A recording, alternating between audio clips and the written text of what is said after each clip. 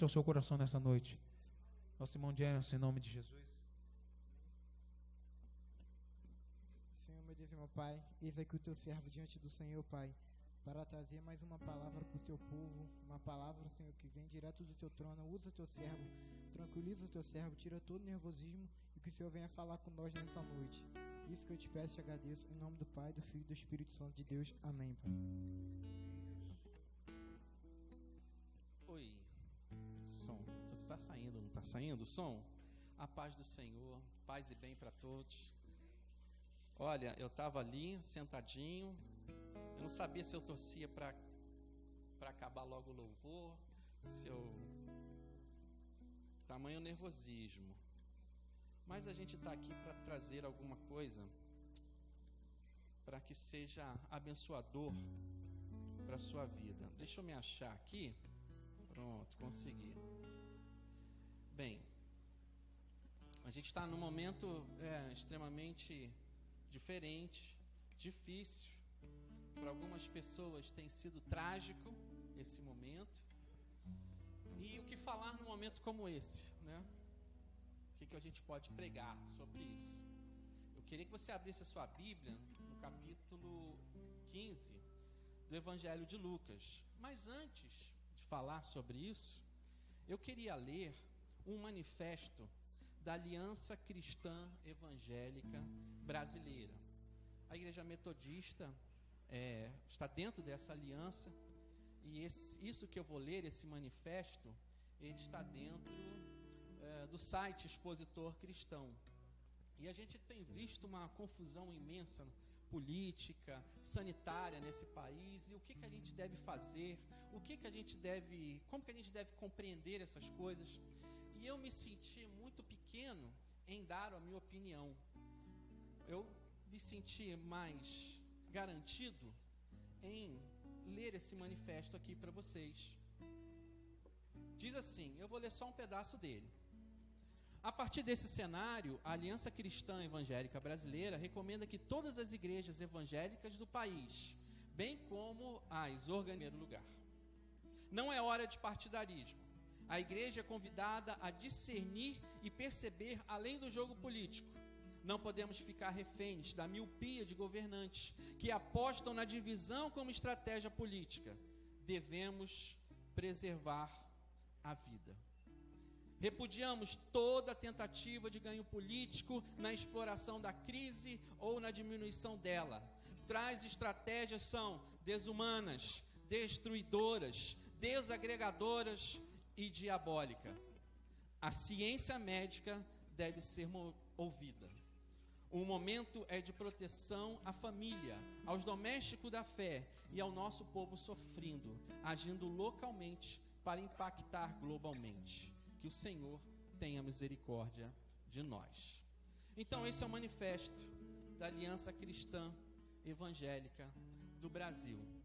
E já que a gente já falou sobre isso, nós já lemos, agora a gente vai ler o texto de Lucas, capítulo 15. Eu vou ler verso 1 e 2 e depois eu vou pular para o verso 11. Diz assim o texto sagrado: estavam se aproximando dele todos os cobradores de impostos e os pecadores para ouvi-lo. Os fariseus e os escribas murmuravam dizendo: este homem recebe os pecadores e come com eles. Vamos para o verso 11. E continuou: um homem tinha 2 filhos. Uma jovem disse ao pai: pai, dá-me a parte da herança que me cabe. Ele dividiu os bens entre eles. Poucos dias depois, ajuntando todos os seus haveres, o filho mais jovem partiu para um país longínquo e lá dissipou seus bens numa vida devassa. Quando tinha gastado tudo, sobreveio àquela região uma grande fome e ele começou a passar necessidade. Então, foi empregar-se com um dos habitantes daquela região, que o mandou para os campos cuidar dos porcos. Ele queria matar a fome com a ração que os porcos comiam, mas ninguém lhe dava. Então, caindo em si, disse: quantos empregados da casa de meu pai têm pão com fartura, e eu, ao invés, morro aqui de fome. Vou-me embora, procurar o meu pai e lhe dizer: Pai, pequei contra Deus e contra ti. Já não sou digno de ser chamado teu filho. Trata-me como um dos teus empregados. Partiu e foi ter com o pai. Enquanto ele estava ainda longe, seu pai viu-o e, movido de compaixão, correu a seu encontro, lançando-lhes ao pescoço, cobrindo-o de beijos. Disse-lhe então o filho: Pai, pequei contra Deus e contra ti. Já não sou digno de ser chamado teu filho. Mas o pai disse aos servos: Ide depressa, trazei a melhor túnica e revesti-o com ela, e pondo-lhe um anel no dedo e sandálias nos pés. E trazei o novilho cevado, matai-o e comamos e festejemos. Pois este meu filho estava morto e tornou a viver. Estava perdido e foi reencontrado. E começaram a festejar. Ora, o filho mais velho estava no campo. Quando voltava, já perto de casa, ouviu músicas e danças. Chamando um dos servos, perguntou-lhe o que estava acontecendo. Este lhe disse: É teu irmão que voltou, e teu pai matou o novilho cevado, porque o recuperou são e salvo. Ele ficou com muita raiva e não queria entrar, a ponto de o pai ter de sair para suplicar-lhe. Ele, porém, respondeu-lhe: Eis há tantos anos que eu te sirvo e jamais transgredi um dos seus mandamentos. E tu nunca me deste nem um cabrito para festejar com os meus amigos? Mas bastou este teu filho, que devorou todos os teus bens com prostitutas, voltar. Você, o quê? Matou para ele o novilho cevado. E o pai lhe disse: Filho, tu estás sempre comigo, e todos os meus bens são teus. Mas era preciso que festejássemos e nos alegrássemos, pois este teu irmão estava morto e tornou a viver, estava perdido e foi reencontrado. Amém.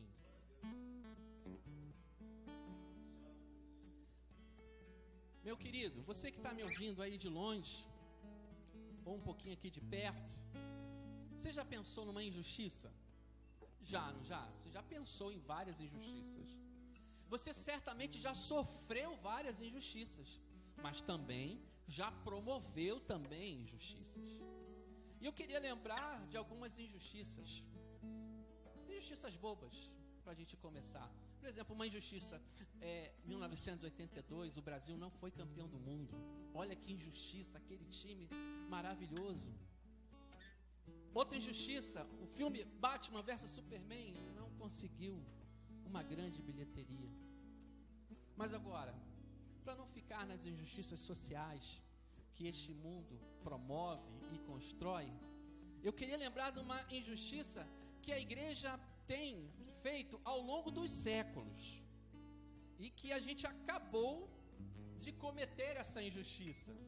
Porque quando a gente lê esse texto, o que a gente lembra? A gente lembra que essa é a parábola do filho pródigo. E olha, não existe maior injustiça do mundo, talvez essa seja a maior injustiça bíblica, tratar essa mensagem, ela ser conhecida e reconhecida como a parábola do filho pródigo. Mas eu queria justificar isso. Essa parábola deveria ser conhecida como a parábola do pai amoroso que recebe os filhos. Mas por que será que a gente comete essa injustiça ao longo dos anos? E se você abrir a sua Bíblia, certamente está lá escrito a parábola do filho pródigo. Quero dizer que isso não é do original, isso não é sagrado, isso é da edição da sua Bíblia.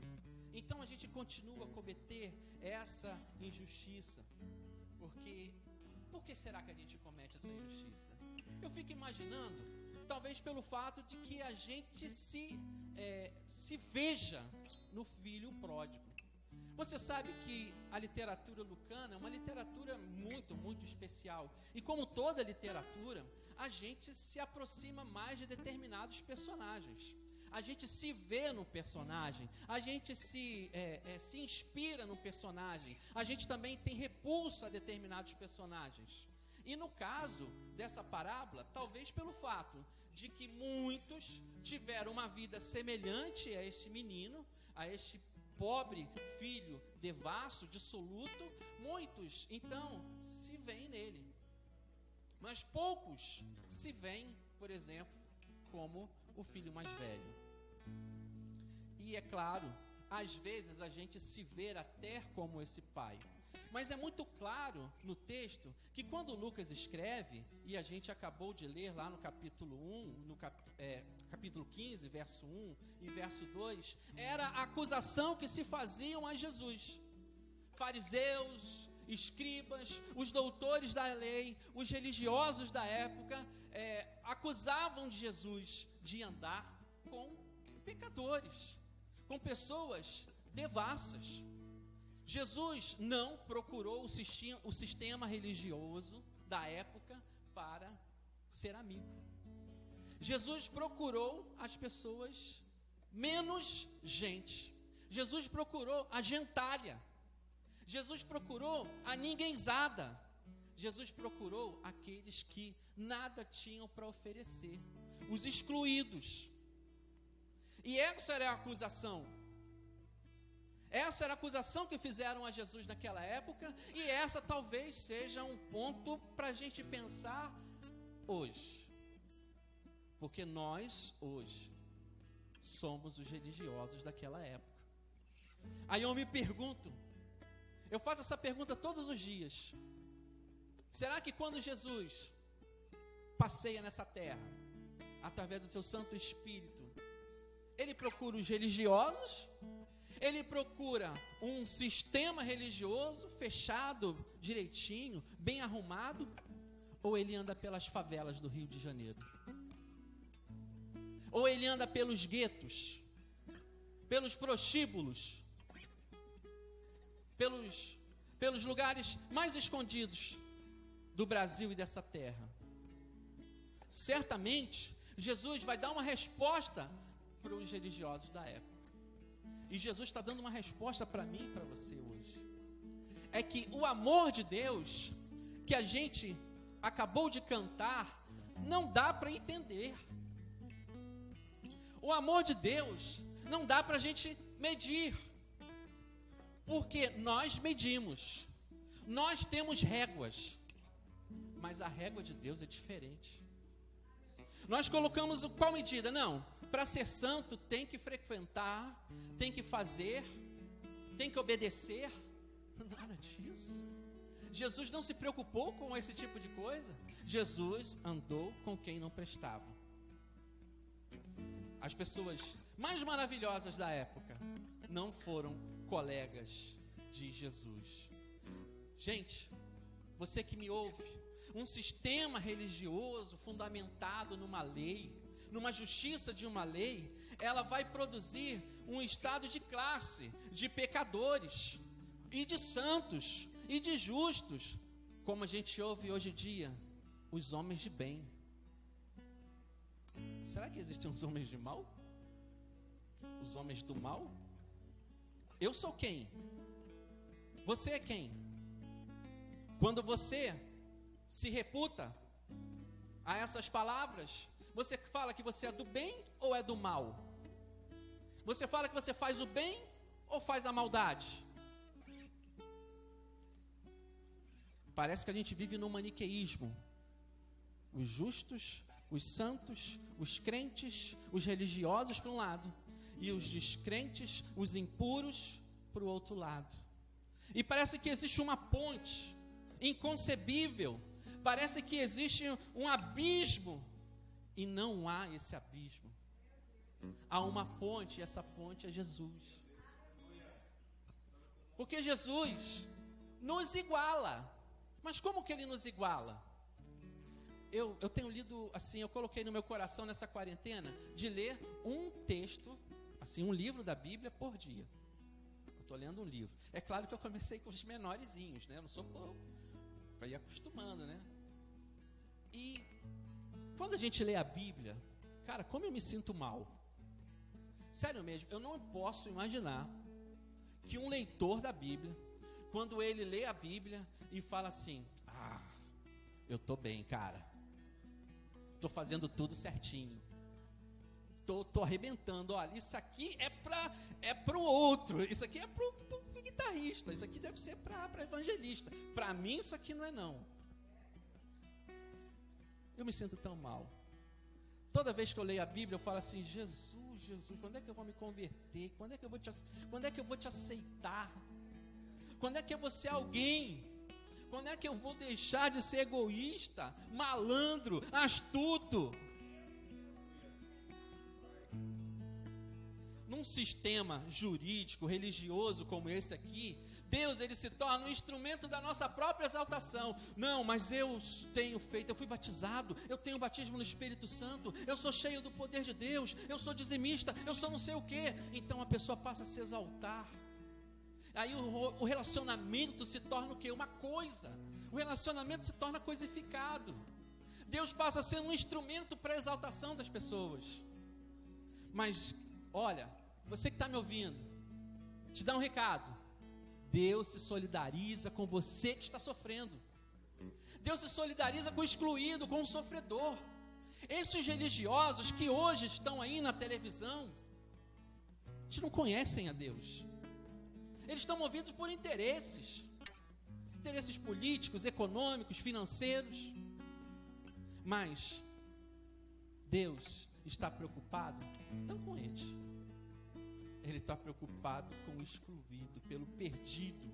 E toda vez que ele encontra um perdido, sabe o que diz aqui o texto? Ele faz festa. E talvez essa seja uma oportunidade de Deus te encontrar, de Deus me encontrar. Eu quero muito que Deus faça uma festa essa noite. Eu encontrei o Felipe.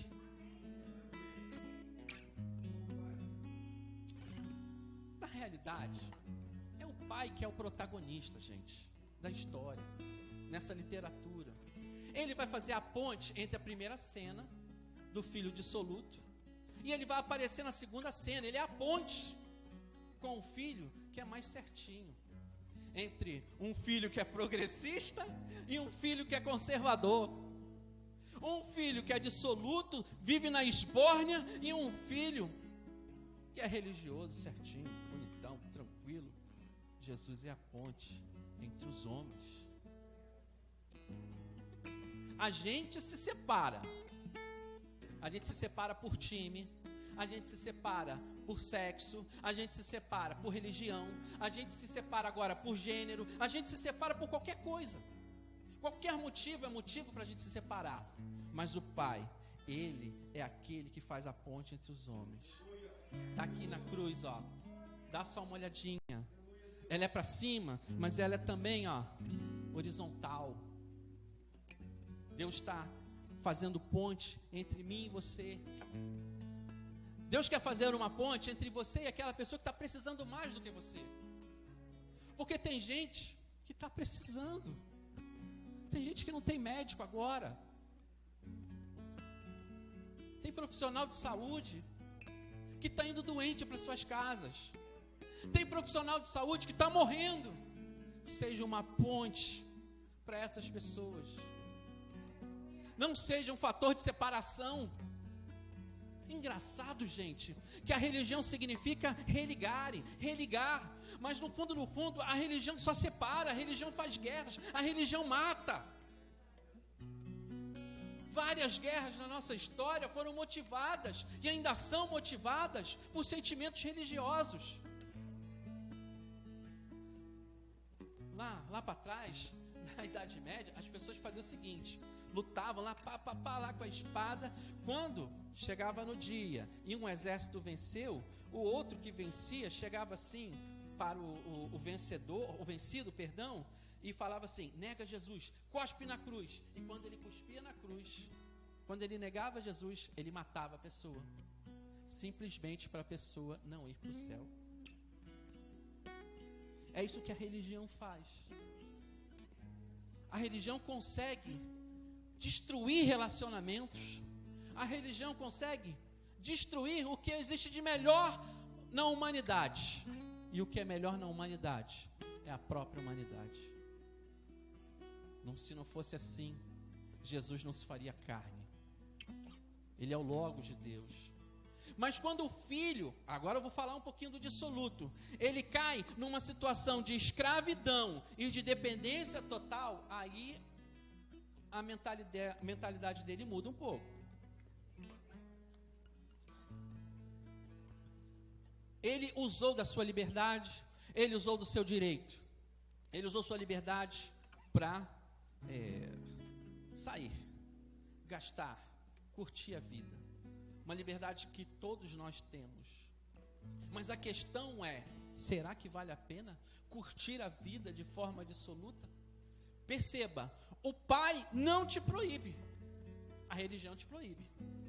A religião fala, se você fizer isso, você não pode, se fizer aquilo, não pode. O pai não te proíbe. Em compensação, a gente dá de cara na porta. A gente sofre. Porque a gente sofre, porque a gente está longe do pai. E a condição dessa situação que aquele menino chegou, ela é bem expressa numa mentalidade judaica. Ele passou fome, ele era um estrangeiro, escravo, junto com porcos, que representa a impureza, ou seja, o máximo da miséria humana. Para um ambiente bíblico, para um ambiente judaico, aquele menino chegou, aquele rapaz chegou. O que existe de mais miserável hoje? O que existe de mais nojento para você?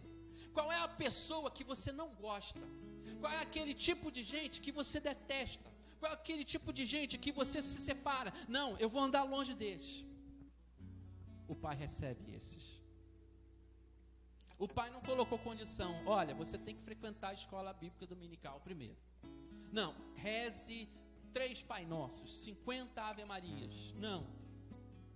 Ele não falou assim que, ele simplesmente, ele amou o filho. Só isso. Só que nessa condição de total dependência, de miséria, aquele menino lembrou do ambiente paterno. Mas pense comigo, ele percebeu uma possibilidade de satisfazer o quê? Uma necessidade, que é a fome. Então vejam, esse menino que é chamado de o filho pródigo, ele é pródigo porque ele volta, ele não é pródigo porque ele se converte. Ele não se converte, ele sente fome. E ele fala, caramba, os servos do meu pai comiam, bebiam, tinham fartura. Eu não consigo comer nem comida de porco.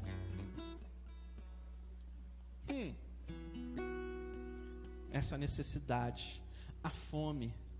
O jovem, ele não é convertido ainda.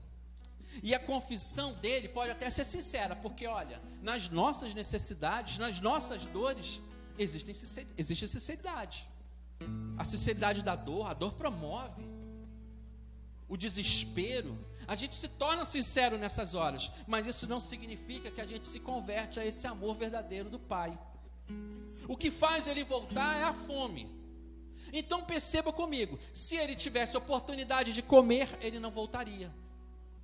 Se ele tivesse uma oportunidade de arrumar um empreguinho, de começar a ganhar a vidinha dele legal, tranquila, talvez ele não voltasse. Porque ele não ia sentir fome, ele não ia sentir uma necessidade primeira. Então muitos se achegam a Deus, por quê? Por necessidade, por uma doença, por um problema na família. Mas não necessariamente essas pessoas que enchem as nossas igrejas, que enchem os templos religiosos do mundo inteiro, das mais diversas religiões, não necessariamente essas pessoas são convertidas. Mas independente dessa pessoa ser convertida ou não, porque a gente não tem um convertômetro, a gente não tem um medidor de conversão, né? Deixa eu ver aqui, deixa eu ver esse aqui. Não dá para saber e também não nos interessa. Mas, de qualquer forma, o Pai vai de encontro a esse filho e o acolhe, sem fazer perguntas, sem questioná-lo. Por que você fez isso, meu filho? Eu te avisei, não era para fazer isso. Não, ele corre, ele vai ao encontro. E isso é a coisa mais linda da revelação bíblica. Deus vai de encontro ao homem. Agora, tem um contraste com o filho maior. Mas nesse mesmo contraste, aqui se revela o quê? O mesmo amor, a mesma bondade de um pai que não se entrega diante da raiva de um filho teimoso, de um filho invejoso. Não. O menino, o mais velho, o religioso, ele vai culpar o pai de injustiça, de parcialidade. De parcialidade. Meus irmãos, não existe imparcialidade no mundo. Nem Deus é imparcial. Deus, Ele tem os seus prediletos. São os que sofrem. São os miseráveis. Aqueles que nada têm. Lá no comecinho do Evangelho de Lucas, Jesus na sinagoga, ele lê o texto: o Espírito do Senhor está sobre mim, para evangelizar os pobres, anunciar o dia da salvação. Esses são os filhos prediletos de Deus, os que sofrem. E cara, eu me tornei uma pessoa tão religiosa, tão dentro de um sistema, que eu acho que eu deixei de ser predileto de Deus. Eu acho que eu estou igualzinho esse cara aqui. Eu acho que eu estou igualzinho esse que coloca condições, que cobra a Deus. Deus seria injusto? Deus seria imparcial? Deus seria parcial? Como é assim? Como é Deus? Deixa eu falar uma coisa para você. Muitas vezes eu já preguei e falei o seguinte: Deus deve ser o cara mais injusto do mundo. E as pessoas: como assim? Está falando que Deus é justiça? E você está falando que Ele é injusto? Deve ser. Pensa comigo. Ele ainda não me fulminou? Eu todo errado, mentiroso, desonesto, hipócrita. É assim que nós somos. Se Ele fizesse justiça, pode ter certeza, eu estaria lá na frente, o primeiro a receber o castigo. Mas não. A justiça de Deus é diferente da nossa justiça. É por isso que aos nossos olhos, Deus é injusto. Aos olhos desse menino aqui, Deus é injusto. Por quê? Deus, para aquele menino, dá um castigo nele. Se faz uma festa, se era para dar uma surra, se era para botar de castigo. Aliás, não era nem para receber ele te renegou, ele usou da liberdade dele para ir embora. Porque a justiça de Deus não se faz com vingança.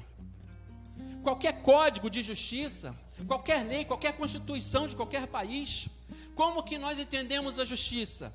Se você tem um delito, se você comete um crime, seja lá o que for, numa linguagem jurídica, você tem que ser punido na mesma proporção.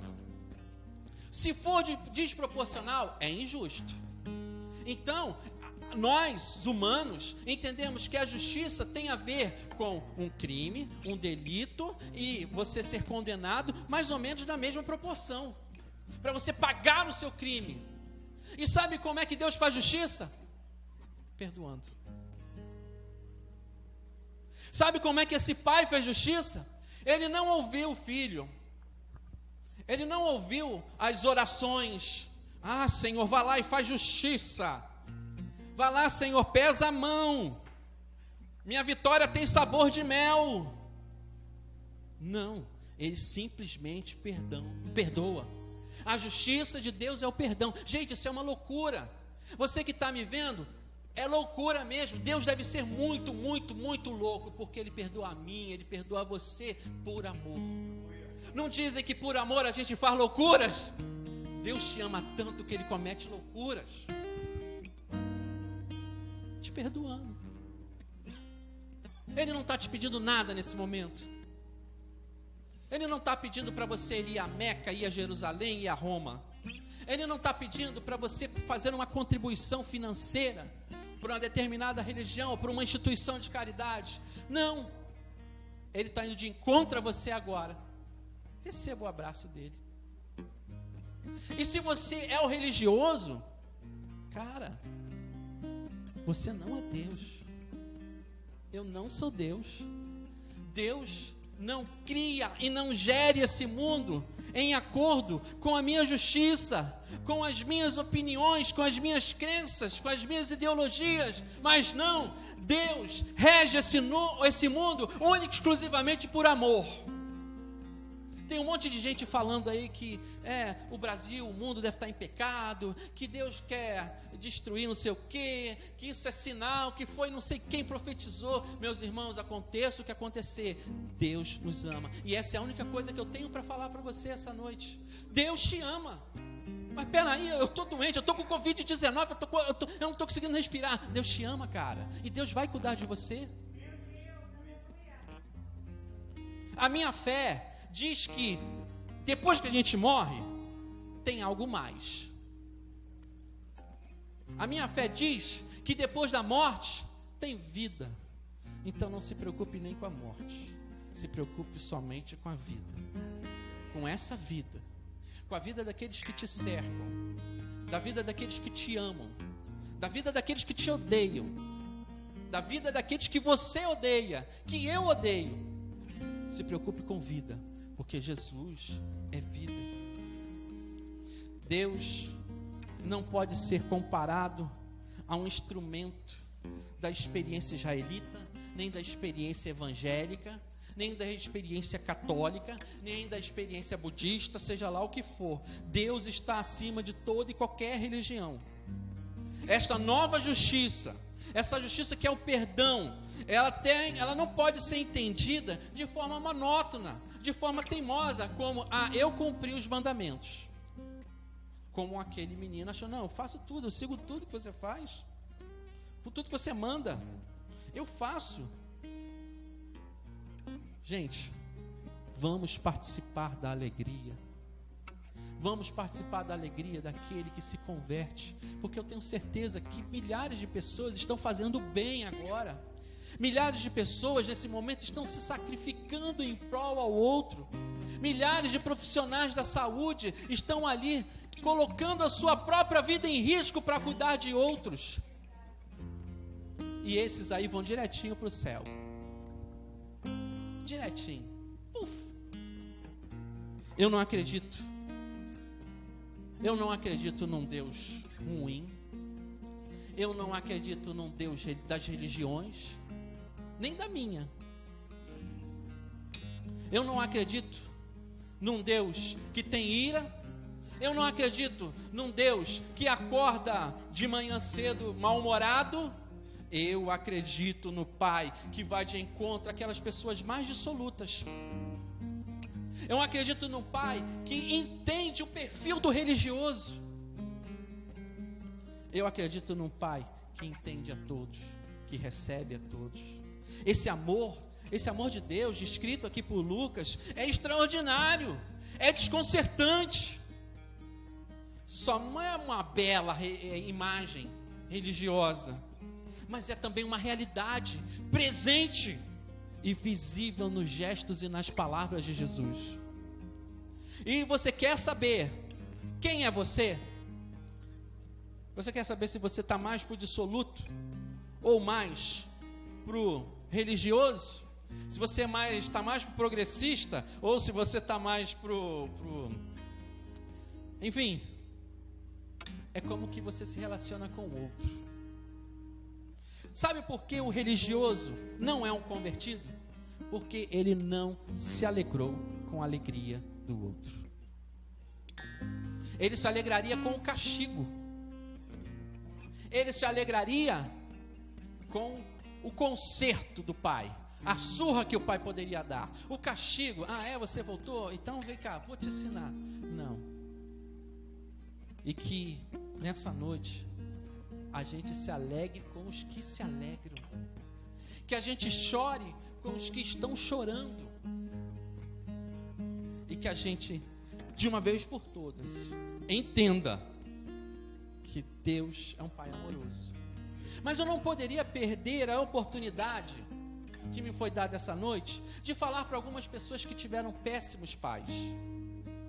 Existem pessoas que estão me ouvindo que, sabe, teve um pai péssimo, um pai ausente, um pai violento, um pai que abusou, abusador. Como é que eu vou usar a imagem do pai para essas pessoas? Talvez seja sua mãe que seja aquela figura amorosa.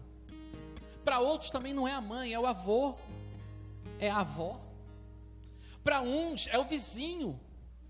Para outros é o pastor da igreja, o padre, o rabino, o pai de santo. Para outros seria o irmão da igreja, o irmão de sangue. Meu irmão, é esse do amor que a gente está falando. É um amor que não precisa de ser consanguíneo, é um amor que não precisa de uma genealogia, mas é um amor que extrapola toda a vaidade, que extrapola todo o sentimento humano. É um amor que é puro, é um amor que se doa, é um amor que se entrega. Então você pode receber esse Deus também como mãe, você pode receber esse Deus também como irmã, você pode receber esse Deus como você recebe a sua avó. Receba esse amor. Aonde é que você experimentou amor? Ali está Deus. Onde existe amor, onde existe cumplicidade, onde existe entrega, onde existe sacrifício, aquilo é amor, aquilo é Deus. Então que você, nessa noite, eu finalizo por aqui, se entregue amorosamente a esse Deus que é mãe, a esse Deus que é pai, a esse Deus que é irmão, que é irmã, que é Espírito Santo, que é filho, que é filha. A Trindade, ela é gigante, meus irmãos. A Trindade não finaliza, não termina em 3. Ela termina aonde nós precisarmos para entender que a criação, tudo que existe, foi por amor. Não se sinta sozinho, não se sinta abandonado, não se sinta a pessoa mais menosprezada do mundo. Sinta-se importante, porque alguém vai correr e vai te abraçar. E esse alguém que fizer isso, te ama e te ama muito. Essa pessoa que não te julgar, simplesmente te receber de braços abertos, fizer uma festa para você, essa pessoa que te ama. E é esse que eu te convido a aceitar essa noite. Não é o Deus religioso da religião evangélica, da religião cristã, da religião, seja dos ismos que existem no mundo, mas simplesmente um pai amoroso, um pai que quer se relacionar com você, uma mãe que quer te chamar de filho, de filha, um irmão que quer te chamar de irmão, de irmã, um tio, seja lá o que for ou quem for. Você não está sozinho. Você pode muito mais do que você é, do que você faz. Ele te ama. Deus te ama. Deus abençoe a todos. Que você sinta aí esse amor. Ele é constrangedor, sim. Ele nos constrange. Deus te abençoe, tá? Um beijo pro meu pai. Lembra da Xuxa? Pro papai, pra mamãe. Beijo pra esposa, pros amigos, pros irmãos da igreja. Para todos. Deus ama todos, Deus ama todos, Deus ama todos. E aconteça o que acontecer, Deus